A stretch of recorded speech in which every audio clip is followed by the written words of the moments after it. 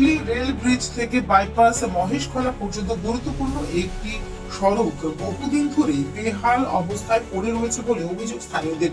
প্রতিদিন শতাধিক অটো ও ছোট গাড়ি ছাড়াও প্রায় 200-রও বেশি ভারী যানবাহন এই রাস্তা দিয়ে চলাচল করে।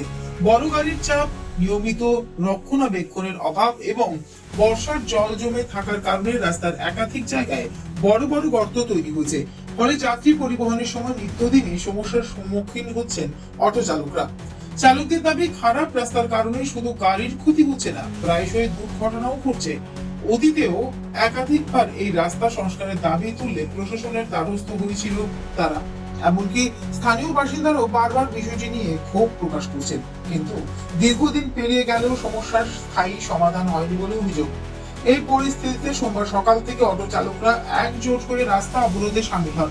অবরোধের ফলে এলাকায় যান চলাচল সম্পূর্ণভাবে ব্যাহত হয় এবং অফিস যাত্রী সহ সাধারণ মানুষ চরম দুর্ভোগের শিকার হন। আন্দোলনরত অটো চালকদের স্পষ্ট বক্তব্য, পূর্ত দপ্তরের পক্ষ থেকে দ্রুত রাস্তা মেরামতের সুনির্দিষ্ট আশ্বাস না পাওয়া পর্যন্ত এই আন্দোলন চালিয়ে যাবেন তারা। প্রশাসন যে পর্যন্ত আমাদেরকে সুরাহা না দেবে ততক্ষণ আমাদের এই অবরোধ চলবে। অবরোধ আমরা তুলব না, কারণ দীর্ঘদিন ধরেই, এর আগে আমরা দেড় বছর আগে একবার বসেছিলাম ওই কালী মন্দিরের সামনে, আমরা এসে অটো সিন্ডিকেটের সব শ্রমিকরাই বসেছিলাম।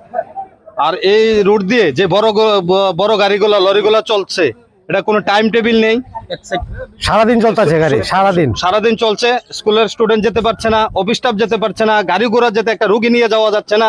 ওদের জন্য ওরা সকাল থেকে শুরু করে রাত্রেবেলা, ওদেরকে একটা টাইম করে দেওয়া উচিত প্রশাসন থেকে, যে 8টা থেকে রাত্র 9টা অব্দি দিক দিয়ে বড় গাড়ি চল করতে পারবে না। কারণ ওদের জন্য একটা স্টুডেন্ট নিয়ে যাওয়া যাচ্ছে না, একটা অফিস স্টাফ নিয়ে অফিসে একটা ঠিক মতো যে অফিস ধরতে পারছে না। আর আমরা তো ওটু 2 দিন পর পর আমরা রিপেয়ারিং করতে হচ্ছে, মেনটেনেন্স বাড়ছে। আমরা কোথায় গিয়ে দাঁড়াবো? আমরা তো এই রুটটাই আমরা একমাত্র আমরা রুটি রোজগারের সম্বল। আমরা এই রুটটা থেকে আমরা বউ বাচ্চাদেরকে নিয়ে এখান থেকে খাওয়াই, মা বাবাকে খাওয়াই, সবাইকে সংসার পালন করি। এদিকে বারবার একই সমস্যায় ভোগান্তির শিকার হওয়ায় সাধারণ মানুষের মধ্যে ক্ষোভ বাড়ছে।